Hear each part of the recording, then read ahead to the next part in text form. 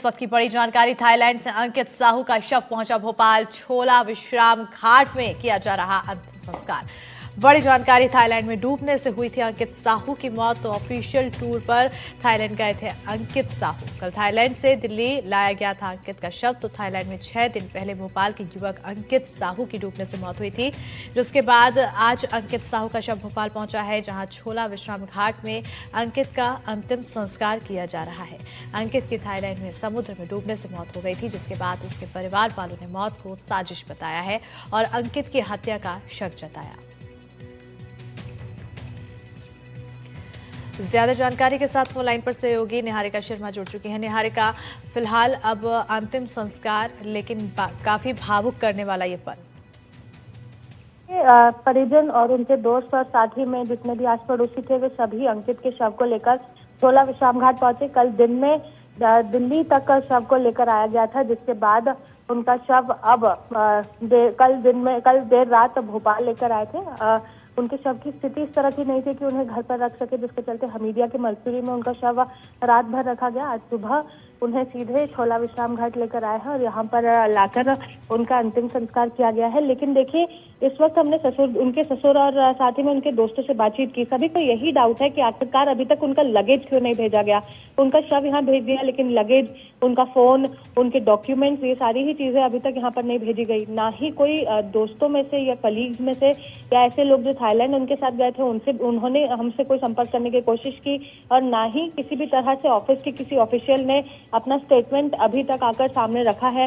इसी के साथ में अगर हम शासन प्रशासन की तरफ नाराजगी की बात करें, तो यहाँ पर इन लोगों ने गुहार लगाई थी सरकार से कि वे इस तरह की पूरी जांच में मदद करें, लेकिन शासन ने फिलहाल किसी तरह की मदद इनको नहीं जताई है। यही कारण है कि इस तरह के सारे सवालिया जवाब यहाँ पर खड़े हो रहे हैं। और जो परिजन है वो लगातार यही पूछ रहे हैं कि आखिरकार मौत होने के बाद अंकित के फोन का पासवर्ड क्यों मांगा गया, और उसी के साथ उन्होंने ये भी बोला कि अब लगेज क्यों नहीं भेजा गया, डॉक्यूमेंट्स क्यों नहीं भेजे गए, ना फोन भेजा गया, किसी भी तरह की कोई भी चीज नहीं भेजी गई। सिर्फ ये कहा जा रहा है हम समय आते ही आपके पास भेज देंगे। तो आखिरकार कितना इंतजार करना होगा अंकित की ही चीजों का, ताकि परिजनों को वो सारी चीजें मिल सके। ये सारी जो चीजें हैं, कई सवाल खड़े कर रही है, जिसके जवाब अब परिजन तलाश रहे हैं। बिल्कुल, परिजनों को जवाब तलाशने के यहाँ पर फिलहाल बनी हुई। फिलहाल यहाँ पर हम देख रहे हैं तस्वीरें अंतिम संस्कार के दौरान की। एक बेहद ही दुखद पल है। परिवार ने अपना बेटा खोया। बेटा अपने ऑफिशियल ट्रिप के लिए गया था और वापस नहीं आ पाता। बहुत शुक्रिया निहारिका तमाम जानकारी देने के लिए। तो ये पूरी मौत के बाद कई सवाल उठे हैं। तो भोपाल से थाईलैंड गए अंकित साहू की समुद्र में डूबने से मौत हो गई, और इस मामले में अंकित के परिवार के लोगों ने साजिश की आशंका जताई है। आखिर क्या है परिवार के आरोप, और आखिर क्यों उन्हें इस मामले में साजिश की आशंका लग रही है, रिपोर्ट में देखिए।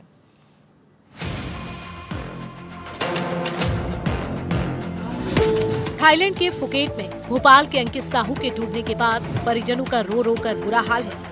अंकित के परिजनों ने इस मामले में साजिश की आशंका जताई है। अंकित के डूबने के बाद परिवार के पास पहला फोन उनके सहकर्मी का आया था। 28 तारीख को भैया के भैया से बात हो रही थी। 12 बजे तक भाभी की सबकी बात हुई थी, लेकिन फिर अचानक से तकरीबन 3 बजे भाभी को कॉल आया कि भैया के फेफड़ों में पानी भर गया है। हम उस टाइम बिल्कुल पैनिक कर गए थे। मैं शहर में था नहीं, मैं इंदौर में था। उस टाइम हम बिल्कुल पैनिक कर गए थे। और परिजनों का आरोप है कि इस मामले में अंकित के साथ काम टूर पर गए कंपनी के सहकर्मियों ने उन्हें शुरू से धोखे में रखा। जब हमारे पास कॉल आया था 3 बजे, उन्होंने बोला फेफड़ों में पानी भरा हुआ है। तो हमने सोचा फेफड़ों में पानी भरा है, इतना कोई सीरियस नहीं है, फेफड़ों में से पानी निकल जाएगा।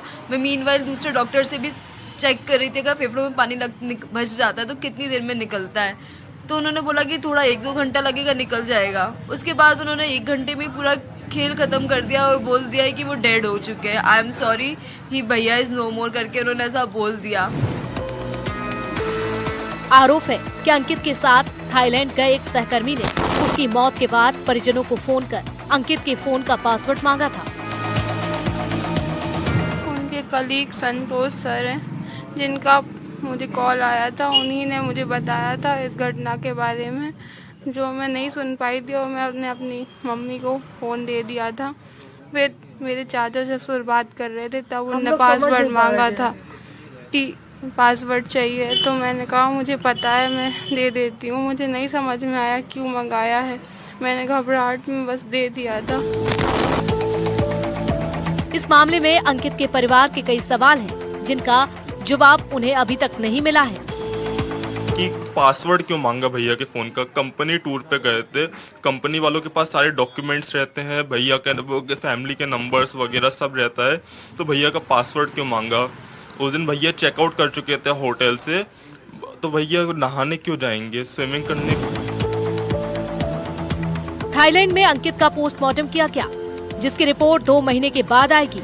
अंकित क्या करता था और थाईलैंड क्या करने गया था, वो भी आपको बता देते हैं।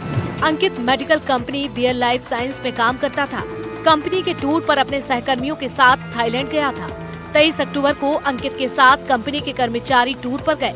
28 अक्टूबर को अचानक अंकित के समुद्र में डूबने की खबर आई। थोड़ी देर बाद परिवार को अंकित की मौत की जानकारी लगी। बताया गया कि अंकित के अलावा एक और सहकर्मी डूबा था, जिसे बचा लिया गया, लेकिन अंकित को नहीं बचाया जा सका। परिवार का दावा है कि अंकित तैरना जानता था, तो डूबा कैसे? घटना के बाद आखिर अंकित के फोन का पासवर्ड क्यों मांगा गया? कंपनी और सहकर्मियों ने शुरुआत में परिवार को धोखे में क्यों रखा? ये वो तमाम सवाल हैं, जिनका जवाब अंकित के परिजन बार बार पूछ रहे हैं। भोपाल से एनडीटीवी के लिए निहारिका शर्मा की रिपोर्ट।